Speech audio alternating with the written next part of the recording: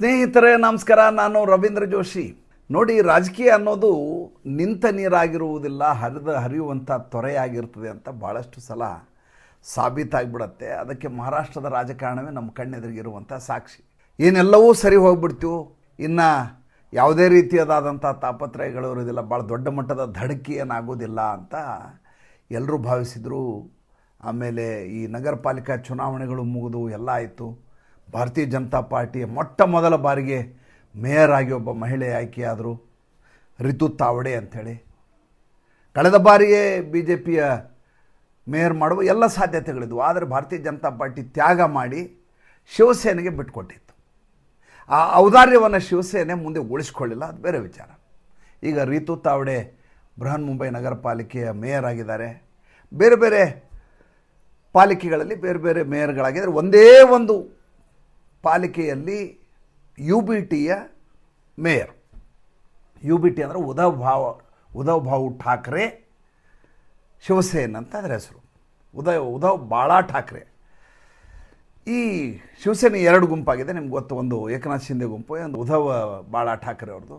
ಎಲ್ಲಿಯೂ ಅವರಿಗೆ ಅಸ್ತಿತ್ವವೇ ಇರಲಿಲ್ಲ. ಇಡೀ ಚುನಾವಣೆಯಲ್ಲಿ ಮುಂಬೈ ನಗರವನ್ನು ಬಿಟ್ಟರೆ ಬೇರೆ ಇಡೀ ಮಹಾರಾಷ್ಟ್ರ ರಾಜ್ಯದಲ್ಲಿ ಎಲ್ಲಿಯೂ ಕೂಡ ತಮ್ಮ ಅಸ್ತಿತ್ವವನ್ನೇ ತೋರಿಸ್ಲಿಕ್ಕೆ ಸಾಧ್ಯ ಆಗಲಿಲ್ಲ. ಆದರೆ ಒಂದು ಕಡೆ ಮಾತ್ರ ಇವರು ಮೇಯರನ್ನು ಮಾಡಲಿಕ್ಕೆ ಸಾಧ್ಯ ಆಯಿತು. ಅದು ಪರಭನಿ ಎನ್ನುವಂಥ ಒಂದು ಮುನ್ಸಿಪಲ್ ಕಾರ್ಪೊರೇಷನಲ್ಲಿ.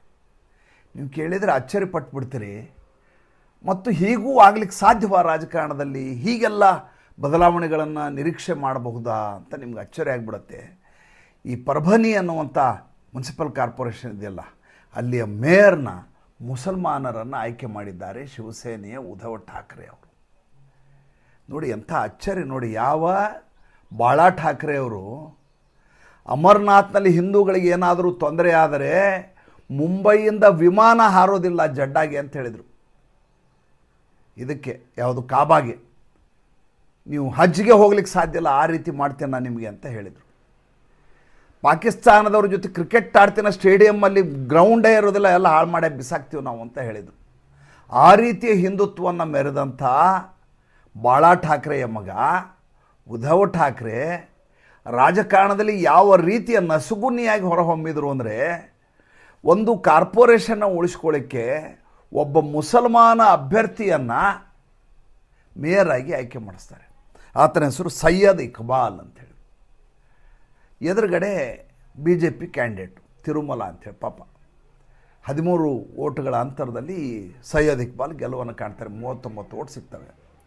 ಯಾವ ಮುಖ ಇಟ್ಟುಕೊಂಡು ಉದ್ಧವ್ ಠಾಕ್ರೆ ಹಿಂದೂಗಳಿಗೆ ಮುಖ ತೋರಿಸ್ತಾರೆ ಅನ್ನೋದು ನನಗೆ ಇನ್ನೂ ತನಕ ಅರ್ಥ ಆಗ್ತಲ್ಲ. ಈತ ಮಾತೋಶ್ರೀಯಿಂದ ಹೊರಗಡೆನೇ ಬರೋದಿಲ್ಲ, ಅದು ಬೇರೆ ವಿಚಾರ. ಈತ ಮುಖ್ಯಮಂತ್ರಿಯಾಗಿದ್ದಾಗಲೂ ಕೂಡ ಮಹಾರಾಷ್ಟ್ರ ಮಂತ್ರಾಲಯಕ್ಕೆ ಕಾಲೇ ಇಡಲಿಲ್ಲ. ಮಂತ್ರಾಲಯ ಅಂದರೆ ವಿಧಾನಸೌಧ, ಕಾಲೇ ಇಡಲಿಲ್ಲ. ಕೇಳಿದರೆ ಬೆನ್ನು ಹುರಿ ನೋವು, ಸರ್ಜರಿ ಆಗಿದೆ, ಕೋವಿಡ್ ನಡೀತಾ ಇದೆ, ಹೊರಗಡೆ ಹೋಗಬಾರ್ದು, ಡಾಕ್ಟ್ರ್ ಹೇಳಿದ್ದಾರೆ ಅಂತ ಹೇಳ್ಕೊಂಡು ಮನೆಯಲ್ಲೇ ರಾಜ್ಯಭಾರ ಮಾಡಿದರು. ಮನೆಯಲ್ಲಿ ರಾಜ್ಯಭಾರ ಮಾಡಿದರೆ ಅಷ್ಟೇ ಅಲ್ಲ, ಇವರ ದುರಹಂಕಾರ ಹೇಗಿತ್ತು ಅಂದರೆ, ಯಾರಾದರೂ ಎಮ್ ಎಲ್ ಎಗಳು ಭೇಟಿಯಾಗಲಿಕ್ಕೆ ಬಂದರೆ ಎಮ್ ಎಲ್ ಎಗಳಿಗೆ ಅಪಾಯಿಂಟ್ಮೆಂಟೇ ಸಿಗ್ತಿರಲಿಲ್ಲ. ಈಗ ಹೇಗೆ ರಾಹುಲ್ ಗಾಂಧಿ ದಿಲ್ಲಿಯಲ್ಲಿ ಬೇರೆ ಬೇರೆ ರಾಜ್ಯಗಳಿಂದ ಬಂದ ಮುಖಂಡರಿಗೆ ಅವಮಾನ ಮಾಡ್ತಾ ಇದ್ದಾರೋ, ಮುಖಭಂಗ ಮಾಡ್ತಾ ಇದ್ದಾರೋ, ಸ್ವಾಭಿಮಾನಕ್ಕೆ ಪೆಟ್ಟನ್ನು ಕೊಡ್ತಾ ಇದ್ದಾರೋ, ಅದೇ ಕೆಲಸವನ್ನು ಒಂದು ಪುಟಗೋಸಿ ಒಂದು ಗುಂಪು, ಶಿವಸೇನೆಯ ಗುಂಪು, ಅದರ ಮುಖ್ಯಸ್ಥನಾದಂಥ ಉದ್ಧವ್ ಠಾಕ್ರೆ ಮಾಡ್ತಾಯಿದ್ರು. ಯಾವ ಮಟ್ಟಿಗೆ ಅಂದರೆ, ಒಂದು ಸಲ ಅಮಿತ್ ಶಾ ಅವರು ಭೇಟಿ ಆಗ್ಲಿಕ್ಕೆ ಬರಬೇಕು, ಉದ್ಧವ್ ಠಾಕ್ರೆ ಹೋಗಿ ಭೇಟಿ ಆಗಲ್ಲ, ನೀವೇ ಮಾತೋಶ್ರೀಗೆ ಬರಲಿ ಅಂತ ಹೇಳಿದರು. ಏನೋ ತಂದೆ ಕಾಲದಿಂದ ಇರುವಂಥ ಸಂಬಂಧ ಅಂಥೇಳಿ. ಅವ್ರ ತಂದೆ ಮತ್ತು ಅಡ್ವಾಣಿ, ವಾಜಪೇಯಿ ಭಾಳ ಸಮಕಾಲೀನರು ಮತ್ತು ತುಂಬ ಚೆನ್ನಾಗಿದ್ದವರು. ಒಬ್ಬರಿಗೆ ಭಾಳ ಅನ್ಯೋನ್ಯತೆ, ಅವಿನಾಭಾವ ಸಂಬಂಧ. ಆ ಹಿನ್ನೆಲೆಯಲ್ಲಿ ಅಮಿತ್ ಶಾ ಅವರು ಆಯಿತು ನಿಮ್ಮ ಮನೆಗೆ ನಾ ಬರ್ತೀನಿ ಬಿಡಿ ಅಂತ ಮಾತೋಶ್ರೀಗೆ ಹೋದರೆ, ಕರ್ಕೊಂಡು ಹೋಗಿರುವಂಥ ದೇವೇಂದ್ರ ಫಡ್ನವೀಸ್ನ ಹೊರಗಡೆ ಸಿಟ್ಔಟಲ್ಲಿ ಕೂಡಿಸಿ ಅಮಿತ್ ಶಾ ಅವರು ಒಳಗಡೆ ಭೇಟಿ ಆಗಲಿಕ್ಕೆ ಅವಕಾಶ ಮಾಡಿಕೊಟ್ರು. ಈ ರೀತಿಯ ಉದ್ಧವ್ ಠಾಕ್ರೆ ಈಗ ತನ್ನ ಅಸ್ತಿತ್ವವನ್ನು ಉಳಿಸ್ಕೊಳ್ಳಿಕ್ಕೆ ಹಿಂದುತ್ವವನ್ನೇ ಮಾರಾಟ ಮಾಡಿ ಮುಸಲ್ಮಾನರನ್ನು ಮೇಯರನ್ನಾಗಿ ಮಾಡಿದ್ದಾರೆ ಈ ಪರ್ಭನಿ ಅನ್ನುವಂಥ ಕ್ಷೇತ್ರದಲ್ಲಿ. ಎಂಥ ವಿಚಿತ್ರ ಸನ್ನಿವೇಶ ನೋಡಿ. ಇವತ್ತು ನಾನು ಮಾತಾಡ್ತಿರೋ ಆ ವಿಷಯ ಅಲ್ಲ. ವಿಷಯ ಏನಪ್ಪ ಅಂತಂದರೆ, ಈ ಮಾಲೇಗಾಂವ್ ಅಂತ ಒಂದು ಮುನ್ಸಿಪಲ್ ಕಾರ್ಪೊರೇಷನ್ ಇದೆ. ನಾನು ಹೋಗಿ ಬಂದಿದ್ದೀನಿ ಆ ಕಾರ್ಪೊರೇಷನ್ಗೆ, ಆ ಊರಿಗೆ ಹೋಗಿ ಬಂದಿದ್ದೀನಿ. ಆ ಊರಿನ ವಿಶೇಷತೆ ಏನಂದರೆ, ಒಂದು ಪೂಲ್ ಇದೆ. ಈ ಭಾಗ ಹಿಂದೂಗಳಿರ್ತಾರೆ, ಇನ್ನೊಂದು ಭಾಗದಲ್ಲಿ ಮುಸಲ್ಮಾನರು ಇರ್ತಾರೆ. ದೊಡ್ಡ ಊರು. ನೀವೇನಾದರೂ ಆ ಮಾಲೆಗಾಂವ್ ಪ್ರದೇಶಕ್ಕೆ ಹೋಗ್ಬಿಟ್ರೆ, ಮುಸಲ್ಮಾನರಿರೋ ಪ್ರದೇಶಕ್ಕೆ ಹೋದರೆ ನೀವು ಪಾಕಿಸ್ತಾನದಲ್ಲಿದ್ದಿರೋ ಯಾವುದೋ ಮುಸಲ್ಮಾನ ರಾಷ್ಟ್ರದಲ್ಲಿದ್ದಿರೋ ನಿಮ್ಗೆ ಅನುಮಾನ ಬರಬೇಕು. ಆ ಮಟ್ಟಿನ ಸಾಂಸ್ಕೃತಿಕವಾದಂಥ ಭೇದ. ನೀವು ಮಾಲೆಗಾಂವ್ನ ಇನ್ನೊಂದು ಭಾಗ ಹೀಗೆಲ್ಲ ಬದಲಾವಣೆ ಆಗಿರ್ಲಿಕ್ಕೆ ಸಾಧ್ಯವ ಅಂತ ಆಲೋಚನೆ ಮಾಡಬೇಕು. ಆ ರೀತಿಯದಾದಂಥ ಕಲ್ಚರಲ್ ಶಾಕ್ ಕೊಡುವಂಥ ಪ್ರದೇಶ ಅದು. ನನಗೆ ತಕ್ಷಣದಲ್ಲಿ ನೆನಪು ಬರೋದು ಇದಕ್ಕೆ ಸಂಬಂಧಪಟ್ಟ ಕರ್ನಲ್ ಪುರೋಹಿತ್ ಅವ್ರದ್ದು, ಆಮೇಲೆ ಸಾಧ್ವಿದು ಪ್ರಕರಣ ನೆನಪು ಬರುತ್ತೆ. ಮಾಲೆಗಾಂವ್ ಕಡೆ ಅನಗತ್ಯವಾಗಿ ಹಿಂದೂ ಟೆರರಿಸಮ್ ಅಂತ ಪಾಪ ಅವ್ರ ಮೇಲೆ ಹೇರಿ, ಪ್ರಜ್ಞಾ ಠಾಕೂರು ಮತ್ತು ಕರ್ನಲ್ ಪುರೋಹಿತ್ ಮೇಲೆ ಹೇರಿ ಪಾಪ 17 ವರ್ಷಗಟ್ಟಲೆ ಆಕೆಯನ್ನಂತೂ ನಗ್ನಳನ್ನಾಗಿ ಮಾಡಿ ಆಕೆಯ ಮೇಲೆ ಇನ್ನೆಲ್ಲದ ಹಾಗೆ ಯಾತನೆಯನ್ನು ಮಾಡಲಾಯಿತು. ಕಾಂಗ್ರೆಸ್ ಮಾಡಿದಂಥ ದೌರ್ಜನ್ಯದ ಉತ್ಕಟಾವಸ್ಥೆ ಅದು. ಅದಕ್ಕಿಂತ ದೌರ್ಜನ್ಯ ಮಾಡಲಿಕ್ಕೆ ಸಾಧ್ಯನೇ ಇಲ್ಲ. ಆಕೆ ವೀಲ್ ಚೇರಲ್ಲಿ ಬರೋದು ನೋಡಿ ನಾನು ನಿಜವಾಗ್ಲೂ ಕಣ್ಣೀರು ಬಂದುಬಿಡ್ತಿರು ಒಂದು ಸಲ. ಏನು ಈ ಥರ ಎಲ್ಲ ಮಾಡಲಿಕ್ಕೆ ಸಾಧ್ಯನಾ? ರಾಜಕಾರಣ ಅಂದರೆ ಈ ರೀತಿ ಸೈಡಿನ ರಾಜಕಾರಣ ಯಾರಾದರೂ ಮಾಡ್ತಾರಾ ಅಂತ. ಈಗ ಅದರ ಇನ್ನೊಂದು ಈ ಪಳಿಯುಳಿಕೆಯಾಗಿ ಈತ ಉದ್ಧವ್ ಠಾಕ್ರೆ ಇವತ್ತು ಕಾಣಿಸ್ತಾ ಇರೋದು. ನಾನು ಹೇಳ್ತಾ ಇರೋದು ಮಾಲೆಗಾಂವ್ ವಿಷಯಕ್ಕೆ. ಮಾಲೆಗಾಂವ್ನಲ್ಲಿ ಅಲ್ಲಿ ಒಬ್ಬ ಉಪಮೇಯರ್ ಹೆಸರು ನಿಹಾಲ್ ಅಹಮ್ಮದ್ ಅಂತ, ಲೇಡಿ SP ನಿಹಾಲ್ ಅಹಮ್ಮದ್, ಶಾನ್ ಹಿಂದ್ ನಿಹಾಲ್ ಅಹಮ್ಮದ್ ಅಂತ ಆಕೆ ಕರೀತಾರೆ. ಸಮಾಜವಾದಿ ಪಾರ್ಟಿಯಿಂದ ಆಯ್ಕೆಯಾಗಿದ್ದಾರೆ. ಈಕೆ ಒಂದು ಹೆಜ್ಜೆ ಮುಂದೆ ಹೋಗಿ ನೋಡಿ, ಯಾವಾಗಲೂ ಮೇಯರು ಮತ್ತು ಡೆಪ್ಟಿ ಮೇಯರ್ ಆಫೀಸ್ಗಳಿದಾವಲ್ಲ, ಈ ಆಫೀಸ್ಗೆ ಒಂದು ಸರ್ಕಾರಿ ಯಾವುದೇ ಒಂದು ಸರ್ಕಾರಿ ಕಚೇರಿಯಲ್ಲಿ ಅದಕ್ಕೊಂದು ಶಿಷ್ಟಾಚಾರ ಅಂತ ಇರ್ತದೆ. ಅಲ್ಲಿಯ ಆ ಗೋಡೆಯ ಮೇಲೆ ಇಂತಿಂಥ ಫೋಟೋಗಳನ್ನು ನೀವು ಹಾಕಬೇಕು ಅಂತ. ಬಾಬಾ ಸಾಹೇಬ್ ಅಂಬೇಡ್ಕರ್ ಅವ್ರ ಫೋಟೋ, ಗಾಂಧಿ ಫೋಟೋ, ಈ ದೇಶದ ಪ್ರಧಾನಿ ಫೋಟೋ ಅಥವಾ ರಾಷ್ಟ್ರಪತಿಯ ಫೋಟೋ, ಈ ರೀತಿ ಫೋಟೋಗಳನ್ನು ಅಲಂಕರಿಸುವಂಥ ಒಂದು ವ್ಯವಸ್ಥೆ ಇಡೀ ದೇಶಾದ್ಯಂತ ಇದೆ. ಈಕೆ ತಗೊಂಡು ಹೋಗಿ ಟಿಪ್ಪು ಸುಲ್ತಾನ್ ಫೋಟೋ ಹಾಕಿದ್ದಾರೆ. ಈ ಶಾನ್ ಹಿಂದ್ ನಿಹಾಲ್ ಅಹಮ್ಮದ್, SP ನಿಹಾಲ್ ಅಹಮ್ಮದ್, ನಿಹಾಲ್ ಅಂದ್ ಲೇಡಿ. ಈ ಫೋಟೋ ಹಾಕಿದ ಮೇಲೆ ಈಕೆಯ ವಾದ ಏನು ಅಂದರೆ, ಶಿವಾಜಿಗೂ ಮತ್ತು ಟಿಪ್ಪು ಸುಲ್ತಾನ್ಗೂ ಏನು ವ್ಯತ್ಯಾಸ ಇದೆ? ಟಿಪ್ಪು ಸುಲ್ತಾನ್ ಕೂಡ ಈ ದೇಶಕ್ಕಾಗಿ ಹೋರಾಟ ಮಾಡಿ, ಬ್ರಿಟಿಷರ ವಿರುದ್ಧ ಹೋರಾಟ ಮಾಡಿದ ಸ್ವಾತಂತ್ರ್ಯ ವೀರ ಅಂತ ಹೇಳ್ಕೊತ ಓಡಾಡ್ತಾ ಈಕೆ. ಇಲ್ಲಿಗೆ ಮುಗಿಲಿಲ್ಲ ಕತೆ ಇದು. ಈಕೆ ಮಾಡಿರುವ ಕೆಲಸಕ್ಕೆ ಈಕೆ ಸಮಾಜವಾದಿ ಪಾರ್ಟಿಯಿಂದ ಬಂದಿರೋದು. ಈಕೆಯನ್ನು ಸಮರ್ಥಿಸೋದು ಯಾರು ಅಂತ ಕೇಳಿ, ಈಕೆಯನ್ನು ಸಮರ್ಥಿಸುವುದು ಮಹಾರಾಷ್ಟ್ರದ ಕಾಂಗ್ರೆಸ್ಸಿನ ರಾಜ್ಯಾಧ್ಯಕ್ಷರಾದಂಥ ಹರ್ಷವರ್ಧನ್ ಸಪ್ಕಾಲ್ ಅಂಥೇಳಿ. ಈ ಹರ್ಷವರ್ಧನ್ ಸಪ್ಕಾಲ್ ರಾಹುಲ್ ಗಾಂಧಿಯ ಪಕ್ಕಾ ಬಂಟ. ಈತನನ್ನು ಈಗ ಅಧ್ಯಕ್ಷನನ್ನಾಗಿ ಮಾಡಲಾಗಿದೆ. ಈತ ತಕ್ಷಣದಲ್ಲಿ ಹೇಳಿಕೆಯನ್ನು ಕೊಡ್ತಾರೆ, ಹೇಗೆ ಶಿವಾಜಿ ಮಹಾರಾಜರಿದ್ದರು ಅದೇ ರೀತಿ ಟಿಪ್ಪು ಸುಲ್ತಾನು. ಶಿವಾಜಿ ಮಹಾರಾಜರು ಮೊಘಲರ ಜೊತೆ ಹೋರಾಟ ಮಾಡಿದರೆ, ಟಿಪ್ಪು ಸುಲ್ತಾನ್ ತನ್ನ ರಾಜ್ಯವನ್ನು ಉಳಿಸ್ಕೊಳ್ಳಿಕ್ಕೆ ಬ್ರಿಟಿಷರ ಜೊತೆ ಹೋರಾಟ ಮಾಡಿದ್ದಾರೆ. ಇಬ್ಬರು ವೀರರೇ, ಅವ್ರ ಫೋಟೋ ಹಾಕ್ಕೊಳಿದ್ರೆ ಏನು ತಪ್ಪು ಅಂತ ಈತ ಪ್ರಶ್ನೆ ಕೇಳ್ತಾರೆ. ಪತ್ರಿಕಾಗೋಷ್ಠಿಯಲ್ಲಿ ಹೇಳ್ತಾರೆ, ಕೌಂಟರ್ ಕೊಡ್ತಾರೆ. ಎಲ್ಲ ಕಡೆ ದೊಡ್ಡ ಮಟ್ಟದಲ್ಲಿ ವೈರಲ್ ಆಗುತ್ತೆ.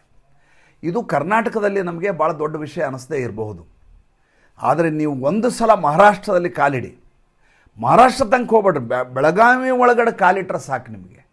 ಅಲ್ಲಿಗೆ ಶಿವಾಜಿಯ ಬಗ್ಗೆ ಇರುವಂಥ ಅನನ್ಯವಾದಂಥ ಭಕ್ತಿ ಮತ್ತು ಅವ್ರ ಬಗ್ಗೆ ಇರುವಂಥ ಅಭಿಮಾನ ಏನು ಅಂತ ನಿಮ್ಗೆ ಗೊತ್ತಾಗ್ಬಿಡುತ್ತೆ. ಗಲ್ಲಿ ಚೌಕಿ ವಠಾರದಲ್ಲಿ ಶಿವಾಜಿ ಪ್ರತಿಮೆಗಳಿದ್ದಾವೆ. ಮನೆಗಳಲ್ಲಿ ಶಿವಾಜಿ ಇದ್ದಾರೆ. ಏಕೆಂದರೆ ಮೊಘಲರ ದಾಳಿಯನ್ನು ಆ ರೀತಿ ಸಮರ್ಥವಾಗಿ ಎದುರಿಸಿ ಮೊಘಲರ ಕಟ್ಟಿ ಹಾಕಿದಂಥ ಏಕಮೇವ ಸೇನಾನಿ ಯಾರಾದರೂ ಪ್ರಮುಖವಾಗಿ ನಿಲ್ಲೋದು ಶಿವಾಜಿ ಮಹಾರಾಜ.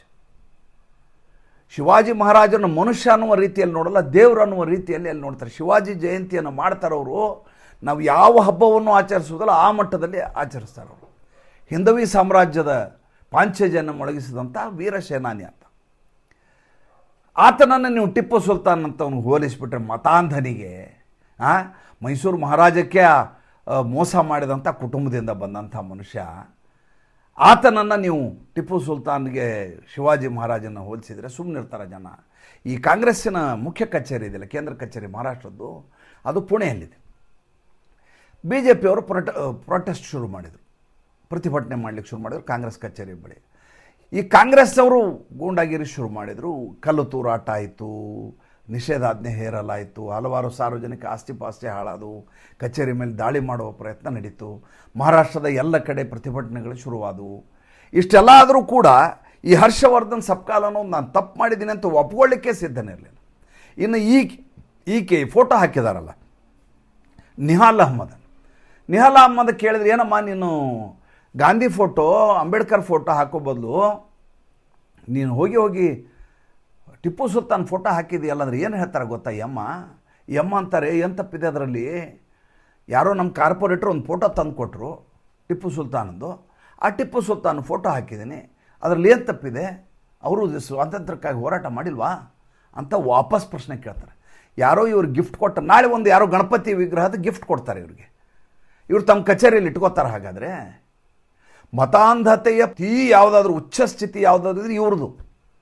ಸಂಜಯ್ ಖಾನ್ ಅಂತ ಒಬ್ಬ ಇದ್ದ, ನಿಮ್ಗೆ ಗೊತ್ತು, ಮೈಸೂರಿನಲ್ಲಿ, ನಮ್ಮ ಕರ್ನಾಟಕ ಮೈಸೂರಲ್ಲೇ ಇತ್ತ ಶೂಟಿಂಗ್ ಮಾಡಿದ್ದು. ಕಾಂಗ್ರೆಸ್ ಕಾಲಘಟ್ಟದಲ್ಲಿ ನಡೆದ ಘಟನೆ ಇದು. The sword of Tipu Sultan ಅಂತ ಒಂದು ಧಾರಾವಾಹಿ ಮಾಡ್ತೀನಿ ಅಂತ ಹೊರಟ. ಟಿಪ್ಪು ಸುಲ್ತಾನ್ ಎಲ್ಲರಿಗಿಂತ ದೊಡ್ಡ ನಾಯಕ ಅಂತ ಬಿಂಬಿಸುವ ಪ್ರಯತ್ನ ಒಂದು. ಸ್ಥಿತಿ ಹೇಗೆ ಬಂತು ಅಂದರೆ, ಇಡೀ ಪ್ರೀಮಿಯರ್ ಸ್ಟುಡಿಯೋ ಅಗ್ನಿಗಾಹುತಿಯಾಗಿ 100 ಜನ ಪಾಪ ಜೂನಿಯರ್ ಆರ್ಟಿಸ್ಟ್ಗಳು ಈ ದಹನದಲ್ಲಿ ಸತ್ತೋಗ್ಬಿಟ್ರು, ಬೆಂಕಿ ಅಪಘಾತದಲ್ಲಿ. ಎಷ್ಟೋ ಜನ ಬೀದಿಗೆ ಬಿದ್ದರು.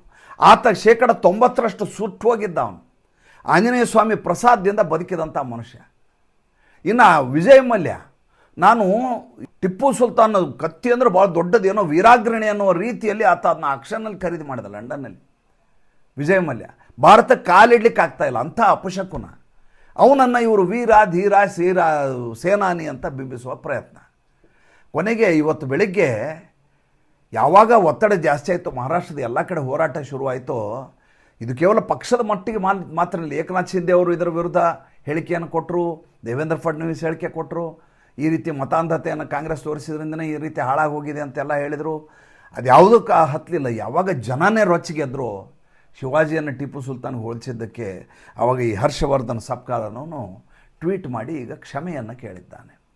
ನನ್ನ ಉದ್ದೇಶ ಕೆಟ್ಟದ್ದಿರಲಿಲ್ಲ, ನನಗೆ ಶಿವಾಜಿಯ ಬಗ್ಗೆ ಅಪಾರವಾದ ಭಕ್ತಿ ಅಭಿಮಾನ ಎಲ್ಲ ಇದೆ, ಆದರೆ ಟಿಪ್ಪು ಸುಲ್ತಾನ್ ಕೂಡ ಒಬ್ಬ ಯೋಧ ಅಂತ ಹೇಳೋ ಪ್ರಯತ್ನ ಮಾಡಿದೆ ನಾನು, ಅದನ್ನು ಮಿಸ್ಇಂಟರ್ಪ್ರಿಟೇಷನ್ ಮಾಡಿದ್ದಾರೆ ಮಾಧ್ಯಮದವರು, ನಂದೇನೂ ತಪ್ಪಿಲ್ಲ. ಮರಾಠಿಯ ಎಲ್ಲ ಚಾನಲ್ಗಳಲ್ಲಿ ನಿನ್ನೆ ಚರ್ಚೆಗೆ ಬಂದ ವಸ್ತು ಇದೆ. ಮಹಾರಾಷ್ಟ್ರ ರಾಜಕಾರಣದಲ್ಲಿ ನೀವು ಬೇರೆ ಏನು ಮಾಡಿದರೂ ದಕ್ಕಿಸ್ಕೋಬೋದು, ಶಿವಾಜಿ ಮಹಾರಾಜ್ ಅವ್ರ ಬಗ್ಗೆ ಮಾತಾಡಿದರೆ ಯಾರೂ ಸಹಿಸ್ಲಿಕ್ಕೆ ಸಾಧ್ಯ ಇಲ್ಲ. ಆದರೆ ಇವತ್ತಿನ ಕಾಲಘಟ್ಟ ಹೇಗಿದೆ ಅಂದರೆ, ಉದ್ಧವ್ ಠಾಕ್ರೆ ಥರದ ಈ ಚಿತ್ರಾನ್ನಗಳು ಬಂದಿರೋದ್ರಿಂದ ಅವರಿಗೆ ಹಿಂದೂ ಅಸ್ಮಿತೆ ಅಂದರೆ ಅಂತ ಗೊತ್ತಾಗೋದಿಲ್ಲ. ಈ ದೇಶವನ್ನು ಹೇಗೆ ಕಾಪಾಡಲಾಗಿದೆ, ಹೇಗೆ ಹಿಂದುತ್ವವನ್ನು ಉಳಿಸ್ಕೊಳ್ಳಲಾಗಿದೆ ಅನ್ನೋದ್ರ ಬಗ್ಗೆ ಸರಿಯಾದ ಇಂಡಾಕ್ಟ್ರಿನೇಷನನ್ನು ಅವರಪ್ಪ ಮಾಡಿಲ್ಲ. ಹೀಗಾಗಿ ಇಂಥ ಎಡವಟ್ಟುಗಳನ್ನು ಮಾಡ್ಕೋತಾರೆ. ಮತ್ತು ಮುಂದಿನ ಸಂಚಿಕೆಯಲ್ಲಿ ಹೊಸ ವಿಷಯದೊಂದಿಗೆ ಬರ್ತೀನಿ. ಸಂಚಿಕೆ ಇಷ್ಟ ಆಗಿದ್ದರೆ ಲೈಕ್ ಮಾಡಿ, ಫಾಲೋ ಮಾಡಿ, ಶೇರ್ ಮಾಡಿ. ನಮ್ಮ ಮುಕ್ತ ಪತ್ರಿಕೋದ್ಯಮಕ್ಕೆ ದಯವಿಟ್ಟು ಆರ್ಥಿಕವಾಗಿ ಬೆಂಗಾವಲಾಗಿ ನಮಸ್ಕಾರ.